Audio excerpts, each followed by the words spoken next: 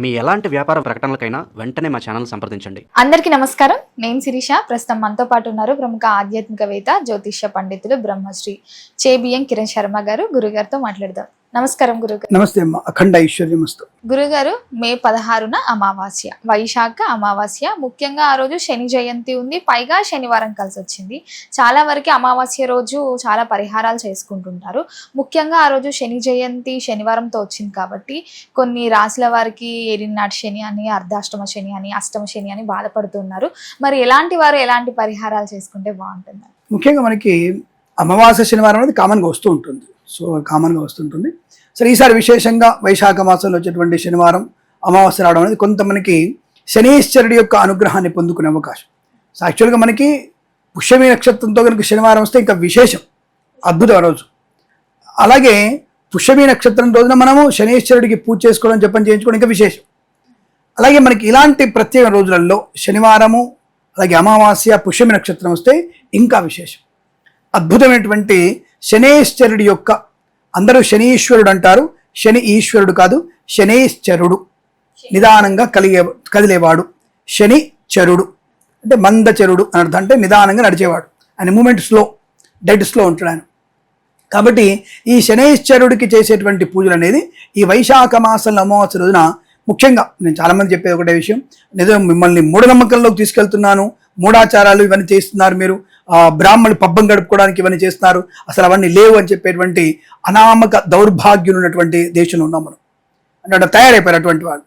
So వాళ్ళ ఇతర మతాల్లో చేసేటువంటి పనులన్నీ కూడా సైంటిఫిక్ రీజన్. వాళ్ళ కాలమే నీళ్ళు పోస్తారు, ఆ కాలం నీళ్ళని తాగుతుంటాడు. మా ఇస్లాం మతంలో ఇది ఉందాడు ఒకడు అంటాడు. ఒకడు చేసేదో నీళ్ళు తీసుకొస్తాడు, నీళ్ళు తల్లుతాడు, నీళ్ళు తల్లిన తర్వాత అది మాకు పవిత్రమైన నీళ్లు, మా పవిత్ర జలం అంటాడు. అదే నేను గోదావరి నీళ్లు, నేను పుష్కరంలో నీళ్ళు తీసుకొచ్చేసి నేను పుష్కరాలకు వెళ్ళి తీసుకొస్తే ఇదంతా ఏం ట్రాష్ మీదే అని చెప్పి వాళ్ళు దౌర్భాగ్యులు ఉంటారు. ఈ మతాల వాళ్ళు మళ్ళీ వాళ్ళ గురించి మాట్లాడే ధైర్యం వీళ్ళకుండా. ఈ క్రాస్ రాజు లాంటి వాడు, ఆ పుంచె మేలయ్యలు చాలా మంది ఉంటారు. ఇదంతా తప్పుగా మాడుతుంటారు. ఎందుకంటారంటే నేను టిట్ ఫర్ టాట్, నా ధర్మం గురించి నువ్వు వేలితే మాట్లాడుకు, నీ తల ఉన్నప్పుడు మూసుకొని కూర్చో, నా నీళ్ళ పవిత్రమైనవి, దట్స్ ఆల్. అది దాని పేరు తీర్థం. మేము తీసుకుని తీర్థం, అది పవిత్రం కాదు, మాకు తీర్థము అంటే సర్వదేవతామయమైనటువంటి ఆ యొక్క నదిలో ఉంటారు కాబట్టి వాళ్ళు కాళ్ళు వెళ్ళినటువంటి నీళ్లు మాకు తీర్థం లాంటిదే. పాదోదకం, సర్వదేవతా పాదోదకం నాకున్నటువంటి పుష్కర తీర్థం. అది నువ్వు ఓడినా చెప్పడా నాకు, నీకెందుకు రా విషయంలో. కాబట్టి అటువంటి తీర్థమైనటువంటి స్థానంలో కనుక మనం ఆ తీర్థాన్ని పుచ్చుకున్నా, ఇప్పుడు ఎందుకు వచ్చంటే మూఢనమ్మకం కాదు, కొంతమందికి చేతబడి లాంటివి చేస్తూ ఉంటారు. అంటే ఉన్నాయా గురుగారు అంటే 30% ఉంది అంటే ఆ 30% వరకు చేయొచ్చు, వాడికి 100% చేయలేడు వాడు. ఆ 30%లో చేసిన వాడికి రివర్స్ కొడుతుంది అది గ్యారంటీగా. బికాజ్ ఆ మంత్రాలు, ఆ బీజాక్షరాలు ఇప్పుడు లేవు పూర్తిగా. కొంతమంది అప్పట్లో ఎందుకు ఉంది స్వామి నెగిటివ్ ఎందుకు అంటే, మరి ఇప్పుడు అణ్వాయుధాలు ఎందుకున్నాయమ్మా? అవసరం ఉంది అణ్వాయుధాలు మనకేమన్నా? భారతదేశంలో ఉన్నాయి, అమెరికాలో ఉన్నాయి, రష్యాలో ఉన్నాయి. ఎందుకున్నాయి అణ్వాయుధాలు? తెలుసు, అందరికి డిజైన్ తెలుసు కదా ఎందుకున్నాయి అవి, వాటి అవసరం ఏంటి? ఇప్పుడు అందరికి శాంతిక పర్వం, శాంతిక పోతాలు అందరూ అని చెప్తుంటారుగా, యుద్ధాలు ఆపేద్దా ఉంటారు. ఎందుకు యుద్ధాలు జరుగుతున్నాయి అంటే ఆధిపత్యం కోసం ఎవడైనా మన మీదకి వస్తే ఆపద సమయంలో వాటి వినియోగించడానికి, అంతే కదా, ఇంకా వేదాన్ని కాదుగా. అని చెప్పేసి పక్క పాకిస్తాన్ అణ్వాయుధం బాంబు వేయంగా మనం, మన మీదికి వాడు వస్తే మనం తోక దాడిస్తే తోక కట్ చేస్తాం, అంది తోక కట్ చేస్తాం, అవసరం అయితే పిక్క కట్ చేస్తాం మనం. అది మన దేశానికి ఉన్నటువంటి గంభీరమైనటువంటి రామతంత్రం, అది మనది. అటువంటి తంత్రంలో మనం ఉన్నాం కాబట్టి అవసరార్థం అటువంటి ఆయుధాలను ఉపయోగిస్తాం మనం. అలాగే ఒకప్పుడు మంత్రాల్లో వేదం అనేటువంటి మంత్రాలు, దైవ ప్రార్థనలు, దేవుని యొక్క మహిమలు తెలుసుకోవడానికి, దేవుణ్ణి మనం ఉపాసన చేసుకోవడానికి, మన వ్యక్తిత్వాన్ని పెంచుకోవడానికి, మన బుద్ధిని వికాసానికి, ధనయోగానికి, సంతానానికి పూజలు చేసుకుంటాం మనం. అది దైవ సమయమైన పూజలు ఉంటాయి. అలాగే నెగిటివ్ నుంచి బయటపడడానికి, చెడ్డ వాళ్ళని కంట్రోల్ చేయడానికి ఇటువంటి చేతబడిన మంత్రాలు ఉండేవి. రాముడు అంటే రావణుడు ఉన్నాడుగా, ఉన్నాడు, మరి మంచి ఉందన్నప్పుడు చెడు కూడా ఉంటుందిగా. భారతం ఉన్నప్పుడు చెడ్డ గంధాలు ఎందుకుండవు? తప్పకుండా ఉంటాయిగా. అటువంటి మంత్రం, ఇప్పుడు నిప్పు లేదు పొగ రాదు కదా, అటువంటి మంత్రాలు ఉన్నాయి కాబట్టి చేసే వాళ్ళకు ఉండేవాళ్ళు. సో దీనికి ఒక మీకు చిన్న ఉదాహరణ చెప్తాను నేను. మీరు యండమూరి వీరేంద్రనాథ్ గారి నవలలు మంచి రచయిత. ఆయన కూడా కాస్త అంటే పూర్తిగా దేవుణ్ణి ఏమి నమ్మడు ఆయన. అలానే దైవం అంటే కోపం లేదు ఆయనకి. ఆయన నాస్తికుడేం కాదు, అని చెప్పేసి విపరీతంగా నమ్మడు. జస్ట్ ఓకే రైట్, నమస్కారం చేసుకున్నారు, నో ప్రాబ్లం అంటాడు. అటువంటి వ్యక్తి ఒక నవల రాశాడు మీకు. ఆ నవల పేరు తులసి దళం. మీరు ఏదైనా వీలుంటే మీరు రాత్రిపూట లైట్ ఆఫ్ చేసి చిన్న లాక్స్ పెట్టుకుని ఆ పుస్తకం చదవండి. ఆ మరణాలు వచ్చేసి నాకేం భయం కాలేదండి, హ్యాపీగా అని చెప్తే మీకు నేను తలా ₹1000 ఇస్తాను, మీకు నేను ₹1000 ఇస్తాను మీకు నేను. ఆ తులసి దళం నవల మీరు చీకట్లో చిన్న లైట్ పెట్టుకుని చదవండి, చీకట్లో లైట్ మీకు టార్చ్ టార్చ్ అది ఉంటుంది కదా, మనకి టేబుల్ లైట్ ఉంటుంది కదా, అది పెట్టుకొని చదవండి. మర్నాడు వచ్చేసి నాకేం భయం కాదండి, అసలు నేను చాలా హ్యాపీగా ఉన్నానని చెప్తే మీకు 1000 రూపాయలు స్పాట్లో ఇచ్చేస్తాను. మీకు అంటే భయం అవుతుందా? భయం కాదు, పక్కనే ఉందే అనిపిస్తుంది మీకు కాశ్మీర. చదువుతుంటే మనం అక్షరాలు చదువుతుంటాం మనం. ఇంకోటి దమ్ము కొట్టేవాడికి దమ్ము కొట్టాలని, మందు కొట్టేవాడికి మందు కొట్టాలనేటువంటి ఆపత్రం ఉంటుందో, మీరు చదవడం స్టార్ట్ చేస్తే నెక్స్ట్ లైన్ చదువుదాం చదువు అనిపిస్తుంటుంది. గుండె మీకు 110 కొట్టుకుంటుంది. అది అలా ఉంటుంది నవల. అది దాని పేరు తులసిదళ నవల పేరు. దాంట్లో ఒక పేరు రాశాడు. నేను ప్రత్యక్షంగా అంటే ఒక ఖాద్రా అనేటువంటి ఏదో బీహార్లో గ్రామానికి వెళ్ళాను, అక్కడ ప్రత్యక్షంగా చూశాను రాశాడు ఆయన. ఈ చేసేటువంటి చేతుబడి చేసే విధాన్ని చూశాను అక్కడ నేను. ఖాల్సా అనేటువంటి వ్యక్తులు అందులో పాత్రలు రాశాడు ఆయన. ఖాద్రా అనే వ్యక్తిని రాశాడు. అది ఖాద్రా అంటే ఇస్లాం చెప్పుకోండి, ఆ వ్యక్తి పేరు ఖాద్రా. సో ఇలా ఆ నవలలో ఉన్నటువంటి విషయంలో స్పష్టంగా రాశాడు. నేను వెళ్ళాను, చేస్తే అక్కడ జరుగుతుంది చూశాను. జరగకుండా అంటే నేను ఉదాహరణ చెప్తున్నాను, అంటే నేటి సమాజానికి అర్థం కావాలి కాబట్టి. ఈ నెల వచ్చి కూడా నాకు తెలిసి ఐ థింక్ 1987-88 మధ్యలో ఈ నవల ఉందనుకుంటాను. అప్పుడు వెళ్ళాను మేము, మా అక్కడిద్దరు చదివా నవల. గుండె అయిపోయింది మా ఇద్దరికి. రెంట్ చేసుకుని చదివాళ్ళు, పుస్తకాలు అద్దెకిచ్చేవాళ్ళు. అప్పుడు పావుల ₹10 అద్దెకిచ్చేవాళ్ళు. రెంట్కి ఇచ్చేవాళ్ళు, నవలు రెంట్కి ఇస్తారు. అట్లా మేము తెచ్చుకునేవాళ్ళం పక్కన. అది చదివినప్పుడు మాకు గుండె అయిపోయింది. మాకు సినిమా చూసినప్పుడు రాజేంద్ర ప్రసాద్ సినిమా అది, దాంట్లో 10% చూపించారు అంతే సినిమాని. కాశ్మీర్ చూస్తుంటే ఆయన రాసే ప్రతి పదం కూడా ఫట్ మన శబ్దం రావడం, గుండె అయిపోతుంది. అంటే నిప్పులు కాదు ఫట్ మన శబ్దం. ఇంట్రెస్ట్ కూడా వస్తుంటది చదవాలి. ఆ నవల్లో ఉంది, దాంట్లో స్పష్టంగా ఉంది. ఒక పేరు రాశాడు, నేను వెళ్ళాను చూసి రాశాడు. ఎందుకు చెప్తానంటే మెన్షన్ చేస్తున్నాను మీకు దాన్ని. ఎస్, అలాంటి చేతబడి చేసే వాళ్ళు ఉంటారు. అలా చేతబడి చేసే వాళ్ళ నుంచి మనం కాపాడుకోవడానికి ఇలాంటి శనివారంతో ఉన్న అమావాస్యలు పుష్యమిని ఇంకా మంచి ప్రయోజనం కలిగిస్తాయి. అంటే ఆ నెగిటివ్ ఎనర్జీని మనం తొలగించుకోవడానికి అవకాశం ఉంటుంది. ఎవడైతే చెడు చేశాడో వాడికి మనం రివర్స్ కొట్టవచ్చు. రివర్స్ అంటే వానికి ఏం మనం చేతబడి చేయం. మనం ఆ రోజు మనం కూర్చొని హనుమంతుడి హోమం, మన గత ఎపిసోడ్ చెప్పుకున్నాం హనుమత్ జయంతి గురించి. హనుమంతుడి హోమం చేసుకోవడము, మణిసూక్త హోమం చేసుకోవడము, సుదర్శన హోమం చేసుకోవడము, లేదా బగళాముఖి హోమం చేసుకోవడం.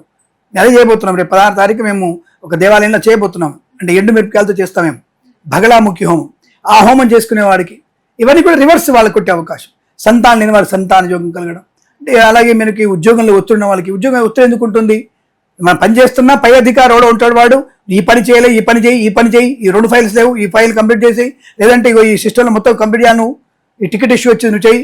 సార్ నా టైం అయిపోయింది సార్, వెళ్ళిపోతున్నా అంటే ఏం టైం అయిపోయింది, ఉంటావు ఉద్యోగంలో వెళ్ళిపోతావు అనేటువంటి వాళ్ళు ఉంటారు. ఇవన్నీ అంటే పై అధికారుల ఒత్తిడి కావచ్చు, 3 పిల్లల మధ్య సఖ్యత లేకపోవడం కావచ్చు, 3 ఇంకోళ్ళందరికి వెళ్తాడు, ఈవిడ ఇంకోళ్ళందరికి వెళ్తుంది.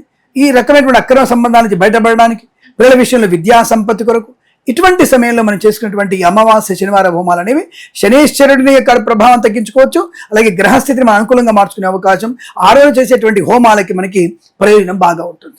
అంటే చెడు నుంచి, దుష్ట ఇబ్బందుల నుంచి బయటపడడానికి, ఆర్థిక నష్టం నుంచి బయటపడడానికి, లాభాన్ని పొందడానికి, సుఖాన్ని పొందడానికి మనం తప్పకుండా అటువంటి అమావాస్యల్ని వినియోగించుకుంటే అద్భుతంగా ఉంటుంది. కలిసి వచ్చే అవకాశం 16వ తేదీ, మే 16వ తేదీ అది మీరు చేసుకోగలిగితే అద్భుతమైనటువంటి యోగం ఉంటుంది.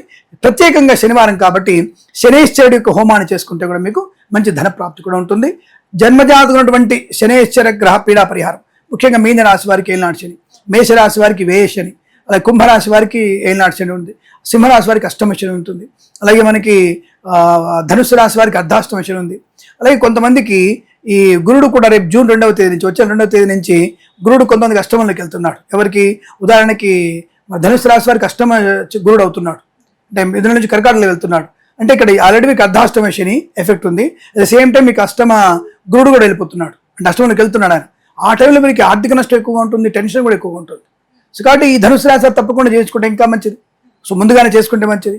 అలాగే కుంభరాశి వారి షష్టమంలోకి వస్తున్నాడు ఏదో గురుడు, ఆల్రెడీ వెళ్ళాడు శని, షష్టమ గురుడు, ఇది కొంత ప్రాబ్లం అవుతుంది. ఇక్కడ కుంభరాశి వారు చేసుకోవాలని ప్రయత్నం చేయాలి. అలాగే మరి సింహరాశి వారికి ఆల్రెడీ వీరికి అష్టమ శని, 12కి శని గురుడు వస్తున్నాడు, అంటే ఈ 3 రాశులకి ఎఫెక్ట్ ఎక్కువగా ఉంటుంది. కుంభము, ధనస్సు, సింహరాశి వారికి జూన్ 2 తర్వాత తన చాలా ఎఫెక్టెడ్గా ఉంటుంది. ఇలాంటి వాళ్ళు ఇటువంటి సమయంలో కనుక సామూహికంగా సరే ఇటువంటి హోమాలు కానీ ఏదైనా చేసుకున్నా, లక్ష్మీ హోమం చేసుకున్నా, నవగ్రహాల హోమం చేసుకున్నా, జన్మజాతకున్నటువంటి దశాంతర్దశల హోమం చేసుకున్నా ఇటువంటి మీకు చాలా యూటిలైజ్ అవుతాయి. అంటే 3 ఫలితాన్ని ఇస్తుంది. నార్మల్గా చేసుకున్నటువంటి హోమం కన్నా ఆ రోజు చేసేటువంటి పూజలు కానీ, పునస్కారాలు కానీ, హోమం కానీ ఇవన్నీ కూడా మీకు తప్పకుండా 3 ఫలితాన్ని కలిగిస్తాయి. సో యాక్చువల్గా మనం సింగిల్గా చేసుకోవాలి. సింగిల్గా చేసుకుంటే ఈ బగళాముఖి హోమం ఇట్లాంటి చేసుకుంటే 50,000 60,000 అవుతుంది. సామూహికంగా చేసుకున్నాం అనుకో 3-4 వేలు అయిపోతుంది. కాబట్టి ఇటువంటివన్నీ కూడా మనం చేసుకోవడం వల్ల ప్రయోజనం ఖచ్చితంగా ఉంటుంది. దానివల్ల మీకు ఆ శనైశ్వరుడు ఇతర గ్రహాల యొక్క ఎఫెక్ట్ కూడా మనకి పాజిటివ్గా మారడానికి అవకాశాలు ఖచ్చితంగా ఉంటాయి. గురుగారు చాలా వరకు అంటుంటారు దాన ధర్మాలు చేసినా ఏలినాటి శని వీటి ప్రాబ్లమ్స్ అన్ని కొంచెం వరకు నిరంతరం అవుతుందని. ఎలాంటి దాన ధర్మాలు చేయొచ్చుకోవచ్చు అంటే ఈ రోజు మీరు తప్పకుండా నల్ల నువ్వులు దానం ఇవ్వడం మంచిది, బూడిద గుమ్మడికాయ దానం ఇవ్వడం మంచిది. అలాగే ఇనుప మూకుడు ఉంటుంది, అంటే అంటే దాన్ని తెలంగాణలో బాండ్లీ అంటారు, బాండ్లీ లేదంటే మూకుడు అంటారు దాన్ని. ఆ బాండ్లీని కనుక మనం దానం ఇచ్చినా, ఇంకా వీలైతే బాండిలో నూనె పోసి అలాగే ఉప్పు కిస్తల్లో ఉప్పు వేసి ఆ యొక్క దాన్ని ఇచ్చినా సరే ఇంకా మంచిది. కానీ తీసుకోవడానికి బ్రాహ్మణుడు ఖచ్చితంగా మీకు 25,000 అడుగుతాడు. అంటే వీళ్ళ శని వాళ్ళ తప్పకుండా ఉంటుంది, పాస్ అవుతుంది కదా, తప్పకుండా పాస్ అవ్వడానికి అవకాశం ఉంది కదా. వాడు తీసుకుంటుంది ఎందుకు అంత అన్ని వేలు ఎందుకు ఇవ్వాలండి దానం? ఏదైనా నెయ్యి నీకు ఇచ్చిన నెయ్యి తింటావుగా, బాండ్లీ వాడుకుంటావుగా, మూకుడు వాడుకుంటావుగా, ఉప్పు వాడుకుంటావు కదా, ఇస్తరా కూడా వాడుకుంటావు కదా, అన్ని బాపడు దొప్పడానికి అన్ని. మరి నువ్వు తీసుకోరాదు, నేను ఇస్తా నీకు, నేను ఇస్తా తీసుకోరాదు. సరే అదే 20,000 నీకు ఇస్తా, తీసుకో, నిలబడి చూద్దాం మరి, మంత్రం చెప్పి నీ కాళ్ళు నీకు ఇస్తా, తీసుకోసారి నువ్వు చూద్దాం మరి. అంటే ఆ ఎఫెక్ట్ అంతా కూడా పాస్ అయిపోతుంది కదా. వీడు కంటిన్యూగా 10 రోజులు కూర్చొని జపం చేసుకోవాలి. 10 రోజులు ఎక్కడ బయటికి పోవడానికి లేదు. వీడు కనీసం వాడు 1,00,000 జపం చేసుకోవాలి, గాయత్రి జపం 1,00,000 గాయత్రి జపం చేసుకోవాలి. చేసుకుంటే కానీ ఆ ప్రభావం వీడి తగ్గదు. ఇచ్చిన వాడికి శనేశ్వర ప్రభావం వాడికి వెళ్ళిపోతుంది, వీడికి ఆటోమేటిక్ వచ్చేస్తుంది.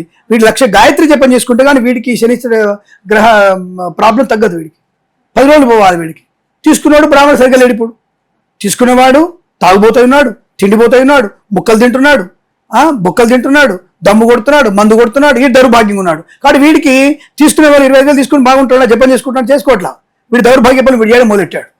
ఇదేంటే నేను పాస్ అవుతుంది, నీకున్న అలవాట్లు వీనికి వచ్చేస్తున్నాయి, వీడికి కూడా మంచి అలవాటు వానికి వెళ్తున్నాయి. అందుకే వాళ్ళు మంచి వాళ్ళుగా దైవభక్తి ఎక్కుంటున్నారు, వీళ్ళు నాశనం అవుతున్నారు. బ్రాహ్మణులు కూడా సావాస దోషం గుణాభవంతు. వీడు జపం చేసుకుంటే ఆ ప్రభావం వీనికి ఇచ్చినోడు మంచిగా అవుతాడు, తీసుకున్నోడు మంచిగా ఉండడానికి వీడు జపం చేసుకోవాలి. ఎప్పుడైతే నువ్వు జపం చేసుకోవడం లేదో నీకు వాడి అలవాట్ల వాడి లక్షణాన్ని వెనుకొచ్చేస్తాయి, ఆటోమేటిక్గా మంచి కూడా వస్తాయి కొన్ని. కానీ ఎక్కువ ఎఫెక్ట్ ఏముంది అక్కడ, మద్యం మాంసం మధు వాళ్ళకి ఎక్కువ ఉంటుందిగా, వాడు వీడికి అలవాటు వచ్చేస్తుంది మనకి ఆటోమేటిక్గా. దానివల్ల వీడు నాశనం ఎక్కువ చుట్టున్నాడు. వీడి పుణ్యబలం వాడికి వెళ్ళి అవతల వాడికి మంచి అవుతుంది. అందుకే వీడు జపం చేసుకోవాలి, చేసుకోడు వీడు. అటువంటి బ్రాహ్మణులు కూడా ఎవరు ఉంటే, అటువంటి బ్రాహ్మణులు దానాలు తీసుకున్న బ్రాహ్మణులు ఉంటే ఈ రోజు కనీసం మీరు 10,000 గాయత్రి జపం చేసుకోండి.